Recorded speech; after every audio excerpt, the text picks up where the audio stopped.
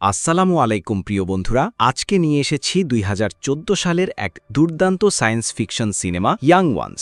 চলুন শুরু করি আজকের রোমাঞ্চকর গল্প। কিন্তু তার আগে যদি আপনি বাংলা সিনে স্টোরি চ্যানেলের নতুন হয়ে থাকেন, তবে দয়া করে এখনই সাবস্ক্রাইব করে আমাদের সঙ্গেই থাকুন, কারণ সামনে আসছে আরও অনেক দারুণ সায়েন্স ফিকশন ও সিনেমার গল্প। মুভির শুরুতে আমরা একটা খারাপ জমি দেখতে পাই, যে এলাকায় অনেক বছর আগে লোকেরা কৃষিকাজ করত এবং এটা পুরো সবুজে ভরা একটা কৃষি জমি ছিল। কিন্তু ব্যাকগ্রাউন্ডে একটা মেয়ের কাছ থেকে আমরা শুনি যে সে জন্মের পর থেকে এই জমিতে কখনো সবুজ দেখেনি, তবে তার বাবা এই জমিতে সবুজ দেখেছে, মানে প্রায় ৪০-৪৫ বছর আগে। এর মধ্যে জমিটা মরুভূমি হয়ে গেছে। ৪০-৪৫ বছর আগে এখানে বাদাম আর নানা কৃষিপণ্য উৎপাদন হতো, কিন্তু অতিরিক্ত পানির অভাবে এখন সব গাছ মরে গেছে এবং কৃষকেরা এখান থেকে জমি ছেড়ে চলে গেছে। তবে অনেকেই এখান থেকে যায়নি, আর যারা এখন এখানে আছে তারা অনেক কষ্টে পানির অভাবে এই জায়গায় বসবাস করছে। তাদের মধ্য থেকে একজন হলো আর্নেস্ট। সে স্বপ্ন দেখত এই জমিতে আবার কোনো একদিন সবুজ ফসল জন্মাবে। আর্নেস্টের নিজের উপরে বিশ্বাস ছিল, কিন্তু এই কাজের জন্য পানি প্রয়োজন, আর এই এলাকায় খাবার পানি যেখানে অভাব, সেখানে কৃষিকাজের জন্য পানির ব্যবস্থা করা অনেক কঠিন হয়ে যাবে। আর এখানে পানির জন্য এমন অবস্থা হয়েছে যে পানির জন্য মানুষ একে অপরকে খুন পর্যন্ত করতে পারে। যেখানে দুজন চোর একটা রুমের তালা ভাঙার চেষ্টা করছে, এখানে আর্নেস্ট ওই দুইজনকে দেখে ফেলে এবং গুলি চালায়। পরে তারা যখন রুম খুলে ভেতরে যায়, তখন সেখানে একটা ওয়াটার পাম্প দেখতে পায়। আর্নেস্ট যখন এটা চালু করার চেষ্টা করে, তখন সেটা কাজ করে না, কারণ এই পাম্পের মাটির নিচের পাইপটা পানির স্তর পর্যন্ত পৌঁছায়নি, মানে মাটির নিচেও পানি নেই। এরপর আর্নেস্ট আর তার ছেলে জেরম এক পানির ডিলারের কাছে যায়। এই এলাকায় একমাত্র তার কাছেই একটা ওয়াটার মোটর ছিল, যা দিয়ে পানি তোলা যেত এবং লোকেরা তার কাছ থেকে পানি নিত। এই জন্যই তাকে এলাকার অভিভাবক বা মাতব্বর মনে করা হতো।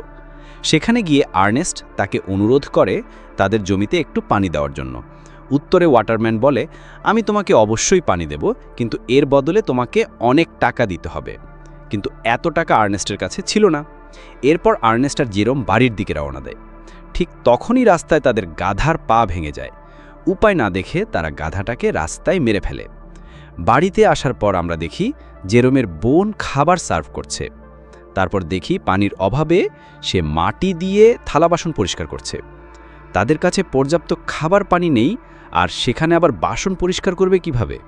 পরের দিন আমরা দেখি আর্নেস্ট আর জেরম একটা রোবট কোম্পানিতে এসেছে। তারা তাদের কাজের জন্য শ্রমিকের বদলে একটা রোবট নিতে চায়, যা যে কোনো রাস্তায় ভারী জিনিস বহন করতে পারবে। সিম নামে এই রোবটটা দেখে তাদের খুব ভালো লাগে, কিন্তু এই রোবট যখন নিলামে ওঠে, তখন অনেকেই এর দামাদামি করে এবং আর্নেস্ট এখানে জিতে যায়। কিন্তু জেতার পর ফ্লেম নামে একজন লোক আবার এই রোবটটা কেনার জন্য দর হাঁকে।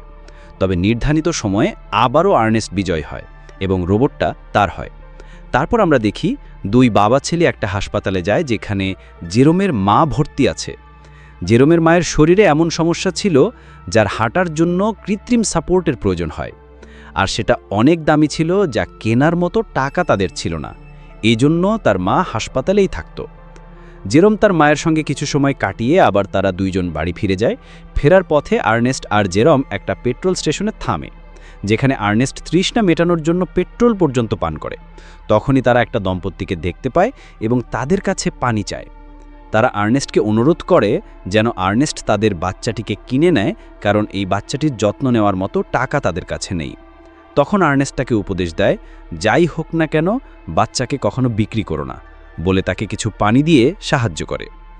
আর্নেস্টের সাহায্যে খুশি হয়ে লোকটি তার মেয়ের ব্যাপারে বলে যে মেয়েটির বাবার বন্ধুর সঙ্গে গোপন সম্পর্ক আছে।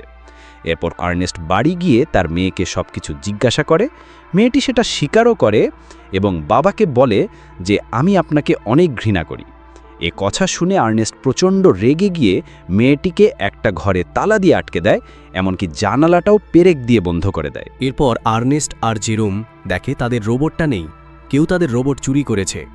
আর্নেস্ট মনে করে রোবটটা সেই ছেলেটাই চুরি করেছে যে রোবটটা কিনতে চেয়েছিল, কিন্তু পারেনি। অন্যদিকে ওয়াটারম্যান আর্নেস্টকে ধরে ফেলে এবং বলে, তুমি আমাদের পানি চুরি করছো। এখানে ওয়াটারম্যান রাগে আর্নেস্টকে আঘাত করে অজ্ঞান করে ফেলে। পরে যখন আর্নেস্টের জ্ঞান ফেরে, তখন অনেক রাত হয়ে গেছে। আর্নেস্ট ওয়াটারম্যানকে বলে, আমি পানি চুরি করিনি, কিন্তু ওয়াটারম্যানরা তার কথা শোনে না, আবার মারতে শুরু করে। তখন দুজনের মধ্যে মারামারি হয় এবং শেষে আর্নেস্ট তাদের বন্দুক ছিনিয়ে নিয়ে ভয় দেখিয়ে সেখান থেকে পালিয়ে যায়। এরপর আর্নেস্ট বাড়ি ফেরার পথে ফ্লেমের সঙ্গে দেখা হয়, যে রোবটটা কিনতে চেয়েছিল। আর্নেস্ট দেখে সে একটা গাছের পাশে ঘুমিয়ে আছে এবং রোবটটাও তার কাছে আছে, সঙ্গে ওয়াটারম্যানদের পানিও আছে। আর্নেস্ট বুঝে যায় ছেলেটা রোবট আর পানি দুটোই চুরি করেছে। এরপর আর্নেস্ট বন্দি করা ওয়াটারম্যানদের কাছে তাকে নিয়ে যেতে চায়, যাতে নিজেকে নির্দোষ প্রমাণ করতে পারে, কারণ এই এলাকায় বেঁচে থাকতে হলে তাদের সঙ্গে ঝামেলা করা যাবে না। রাস্তা দিয়ে আর্নেস্ট এবং ফেলম অনেক পিপাসা পায়। তখন ফেলম নামের ওই ছেলেটি তাকে বুদ্ধি দেয়, আমরা বোতল থেকে পানি খেতে পারি, তারপর সেটা বিক্রি করে কাকা ভাগাভাগি করব। কিন্তু আর্নেস্ট তার কথা শোনে না। কিছু দূর যাওয়ার পর আর্নেস্টের শক্তি শেষ হয়ে যায়, দাঁড়াতেও পারে না। এই সুযোগে ফ্লেম আর্নেস্টের মাথায় পাথর মারে। আর্নেস্টের মাথা থেকে রক্ত পড়া শুরু হয় এবং সে মারা যায়। এরপর ফ্লেম আর্নেস্টকে মেরে তার মেয়ের সাথে দেখা করে এবং তারা সেখান থেকে চলে যায়। এদিকে জেরোম তার বাবা বাড়ি না ফেরায় দুশ্চিন্তায় পড়ে যায়।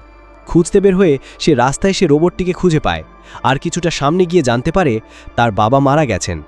জেরোম খবর দেয় ওয়াটারম্যানদের, তারা বলে মরে গেছে, ভালো হয়েছে, কারণ সে আমাদের পানি চুরি করছিল। আর তারা এটাও বুঝিয়ে দেয় যে রোবটটি জেরোমের বাবাকে মেরে ফেলেছে। পরে দেখা যায় ফেলেম নামের লোকটি তাদের পরিবারের প্রধান হয়ে গেছে। এরপর দেখা যায় জেরোম তার বাবার মৃত্যুর প্রতিশোধ নিতে রোবটটিকে মারছে।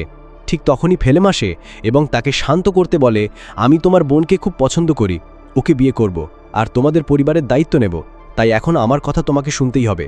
জেরোম তার কথা মেনে নেয়। এরপর দেখা যায় ফেলম ওয়াটারম্যানদের সাথে দেখা করে এবং বলে আর্নেস্টের জমিতে যেন পানি সরবরাহ করা হয়। ওয়াটারম্যান এই কথা শুনে হেসে ফেলে। তখন ফেলেম বলে, আমি আর্নেস্টকে মেরে ফেলেছি, প্রয়োজন হলে তোমাকেও মেরে ফেলব। এটা বলেই সে ছুরি বের করে। ওয়াটারম্যান ভয় পেয়ে রাজি হয়ে যায়। পরে যখন জমিতে পানি আসে, সবাই খুব খুশি হয়।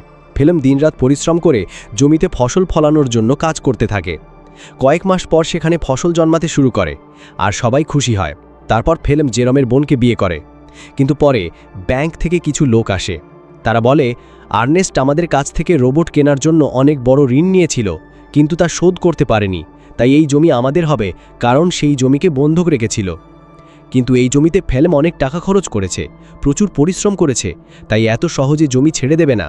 আর যে টাকা জেরমের বাবা ঋণ নিয়েছিল সেটাও অনেক বেশি, যা সে শোধ করার ক্ষমতা রাখত না। কিছুটা ঝামেলা হয়, কিন্তু ব্যাংকের লোকেরা নিয়ম অনুযায়ী টাকা ফেরত চাইতেই থাকে। এবার ফেলেমের চিন্তা হয় সে টাকা শোধ করবে কিভাবে। তখন সে যায় সেই বন্ধুর কাছে যাকে আমরা সিনেমার শুরুতে দেখেছিলাম নিজের ছেলেকে বিক্রি করতে যাচ্ছিল। ফেলেম জানতে পারে সে তার ছেলেকে বিক্রি করবে, তাই ফেলেম তাকে নিজের বাড়িতে নিয়ে আসে এবং পরীক্ষা করে দেখতে চায় তার সন্তানের দাম কেমন হতে পারে। কিন্তু তখন ফেলেম জানতে পারে সেই সন্তান আগেই বিক্রি হয়ে গেছে। পরে যখন ওই লোকটি সন্তান নিতে আসে, ফেলেম বন্দুক দিয়ে গুলি করে তাকে মেরে ফেলে এবং সব টাকা নিজের কাছে রেখে দেয়।